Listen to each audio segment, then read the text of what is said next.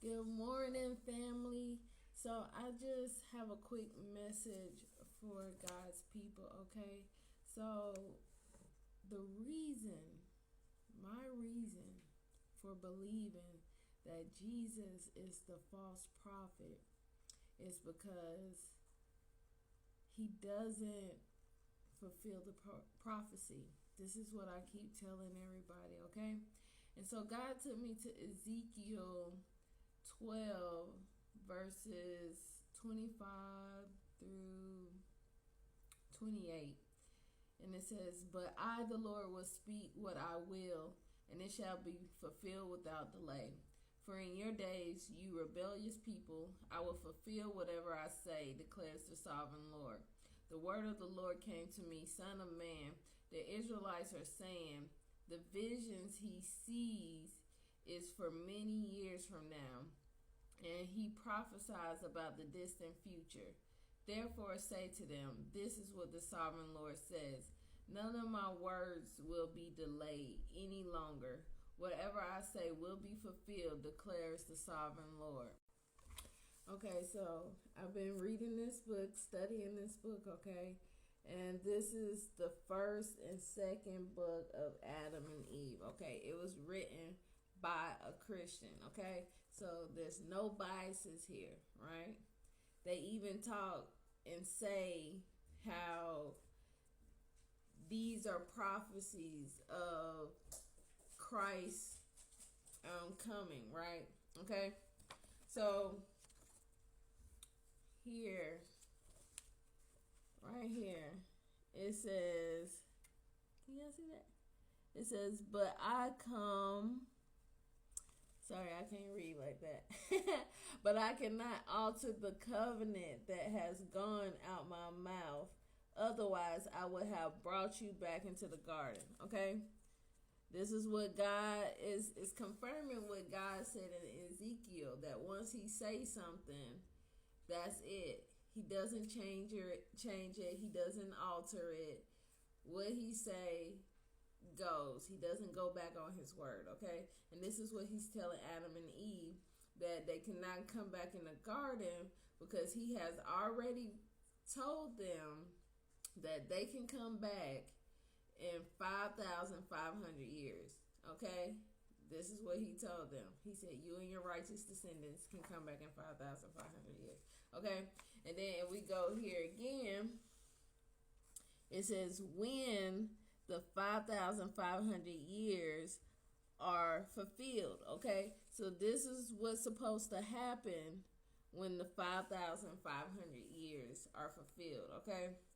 It says, "O Adam, as the fruit on the tree of life that you have asked for, I will not give it to you now, but only when the 5,500 years are fulfilled.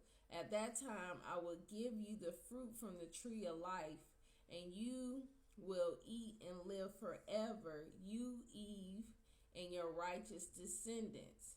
Okay? Okay, look what that say. That says, a promise of the water of life, the third prophecy of the coming of Christ, okay? This is what they say here, okay? But look what God says in the prophecy, okay? It says, okay, it says, "Give me of the water of life that I might drink and live." And it says, "It cannot be this day, but on the day that I shall descend into hell and break the gates of brass and bruises in pieces of kingdoms of iron. Then will I in mercy save your soul and the souls of the righteous, to give them rest in my garden. And that shall be when the end of the world come. And in regards to the water of life you seek, it will be granted you this day, but on the day that I shall shed my blood on your head in the land of Gothlika." Okay? So God is telling us, when he come back to save Adam and Eve and his righteous descendants and let them back in the garden, These are the prophecies, right? He says that will be the end of the world. So far, what we have read about the true prophet, about the true prophecy, about, the true coming of the real God, right? That's supposed to come and save his people. Adam and his righteous descendants, the ones that do what's right, right? One is supposed to be in 5,500 years. So if you look here, it says the time between Adam and Jesus is 3,974 years, 6 months and 10 days. So as you see, Jesus, he came too early, right? So if God is a God that's all about doing things on time, right? That's the reason why he told Adam and Eve that he couldn't let them back in the garden because it was too early. That he had already gave them a specific time, right? So why would he tell Adam and Eve that he couldn't do something too early because he had to do it in a specific time, right?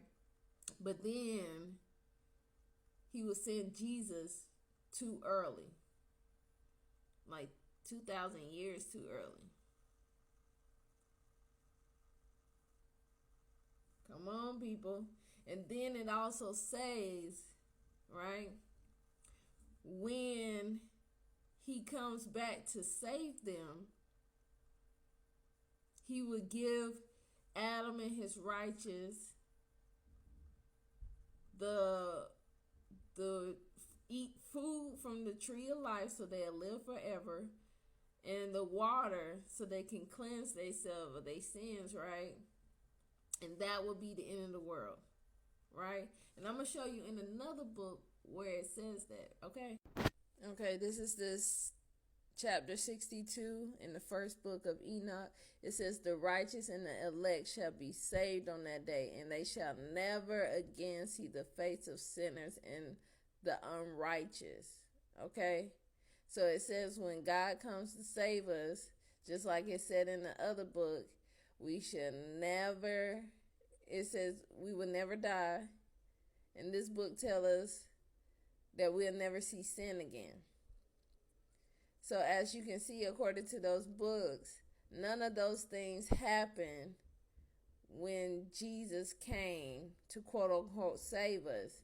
So he didn't fulfill prophecy, okay? And then if you go over here, it tells us that we should only be glorifying the Lord. See? In the storehouse of the mist, and the storehouses of the rain and the dew, and all these believe and give thanks before the Lord of spirits, and glorify him and with their power and their food, and in every act of thanksgiving they thank and glorify and exalt the name of the Lord, spirits forever and ever. It says it here again. This is right after God come and save us.